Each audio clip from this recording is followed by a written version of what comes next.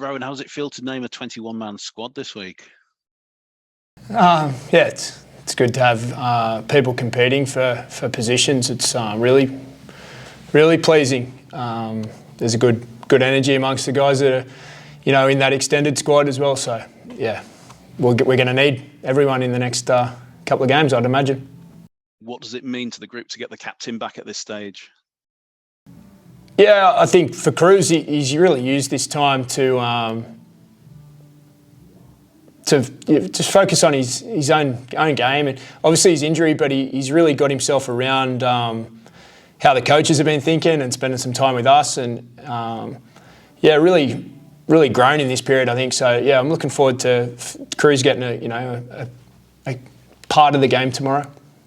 You say part of the game, and given you've got 3 games in 11 days, and given the time he's been out, do you have to sort of use him sparingly over this time? He's in very good condition, so we'll just see how the game's going. And when I say part, that could be a big part or a small part, but he's going to be playing. So we'll see how the game's going and see how we use him. And Tom and David back in the mix. Obviously, Tom's been out for longer. Can you see those 2 guys featuring this week? Yeah, Fuss is back from his suspension. He's had a few other little niggles that have sort of coincided with that period off as well. So we'll just wait for a sort of final check there, and they're both in contention for sure. What about Cameron Smith? How bad is his issue that's kept him out of the squad? It's not too bad. It was just too soon. I'd imagine he'll be back in the picture for Catalans. Maybe not until Cass. We'll have to see how things settle. It's not deemed a long-term or a significant thing. It's just more of a wear and tear kind of situation at this stage of the year. What about Liam Tyndall's thumb? He's okay. He's a chance of being able to play again. It's not a really serious long-term situation. He got some extra or another appointment yesterday with a specialist and got a splint, and it's feeling quite good, but still pretty tender given it only happened a few days ago. So he'll have a rest this week or this game, and then we'll see what happens as the week goes. We just mentioned Cam Smith, of course. He's just been called up to the England Knights squad. He's got his own appreciation society, hasn't he, at the moment? What's it like? What's it mean to the group for him to get some international recognition now? Yeah, personally, don't spend a lot of time on the selections and the processes around those groups. That's not my task. But clearly, Cameron's a very, very skilled player, good team player, understands the game really well. He troubles teams. He's a different sort of forward. A lot of forwards pass, but he's got another level of skill, I believe. And he's a quality player, a quality guy, a good leader. So valuable for that environment in the rep scene as well. And I wouldn't be surprised to see him playing for England. So the games are coming thick and fast at the moment. What do you think you'll get from Huddersfield then on, what day is it, on Wednesday? Yeah, it's a bit like that. The days are running into each other. Yeah, Huddersfield are a strong, high-performing team. They know who they are as a group, and they try to apply pressure to the opposition. And our task is to try and apply some back to them and have a good arm wrestle and have a good battle and see how it goes. I think Chris McQueen would have been at Gold Coast, wouldn't he, when you were there? Yeah, he was. Yeah, I spent a bunch of time with Chris at the Gold Coast, and I had Danny Levi at North Devils last year as well. So know a couple of those guys well. Seb Ikahihifo as well. Tui Lalahia I've coached. There's a bunch of guys there that I've crossed paths with over the years, it's always nice to compete against old friends. A lot of people talking about Chris McQueen, given the form that he's in, and when you were involved with him back then, would you have thought he was still making a big splash at 35? I think he's one of those guys that he's just a really good footy player, and he spent a lot of time in the outside backs as a younger guy.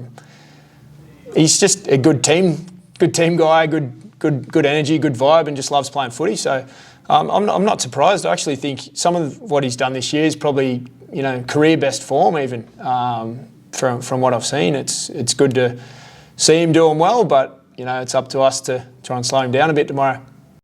Just before I pass you on, Rowan, will you just give us a bit of an insight into the logistical rigours of the next few games, 3 games in 11 days, in terms of what you're actually able to do with the squad?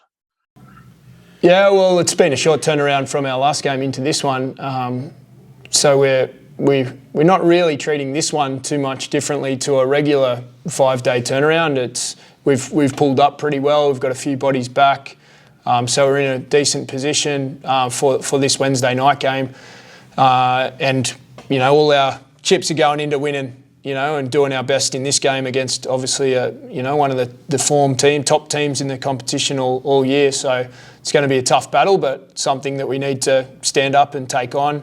From there, we'll reassess after the game and see where we're at, see where the energy's at, and get some recovery done for a couple of days, and make those decisions over the weekend about whether we bring some other fresh bodies in or whether we've recovered quite well. It's another 5-day turnaround, so it's not too crazy going to Monday. But yeah, we're all in for this one game first. What's your take on this period, Rowan? Obviously, it's something that was announced long before you came to this country, but 3 games in 11 days, not just the nature of the run, but the time of the year as well, just on the eve of the playoffs. How difficult is it going to be for the group to manage? I guess it's a unique situation. I'm not aware that it's been done in this format previously, but I think players in this country over the years are used to that sort of Easter period and understand what happens there, and even during the COVID impacted times, I think there was a bunch of congested fixtures. So I don't know, amongst our players, it's not really been spoken about too much or sensed like it's anything that different or something that they haven't really done before. They're somewhat familiar, so we just got to treat one game at a time, as I've been saying. The feeling with Easter in years gone by has been it's after Easter where the players really feel that fatigue. With that in mind, given the playoffs is probably a week away by then, is there a worry that some clubs, some teams aren't going to quite be on top form for the most important time of the year after such a hectic run? Hasn't crossed my mind at this point. We've got to get there first. We've got to get some, a good performance on Wednesday and worry about whatever might happen down the track. How much does confidence sort of cover for fatigue a little bit? It's 5 wins in a row now. I imagine the group's got a real spring in their step. Is everyone feeling fresh, looking fresh ahead of sort of this busy run-in? Yeah, we've had the fortune of, bringing new bodies in, sort of each week, not through choice, but just by circumstance. So, I don't feel like we're showing too many signs of fatigue. We're playing okay. We're backing up each week. We've had a bunch of 5-day turnarounds in the last couple of months. So this situation leading into the Huddersfield game is not unfamiliar at all. Just finally, you said on Cruz he's really grown in this period while he's been out of the team. That's quite an exciting thought given how well he was playing before the injury. He's obviously trying to push for England as well. How excited are you to see him sort of get back on the field? Because it did look a bit touch and go at one stage whether he might get back before the end, didn't it? Yeah, it was a little unknown with the sort of stress-related injury. But it wasn't a result of wear and tear, that injury. It was actually an impact injury where he scored a try at Hull FC, and it happened on a sort of isolated incident. So because of the nature of the injury, it also healed at a different rate to one of those where you've done too much running and you've worn it down.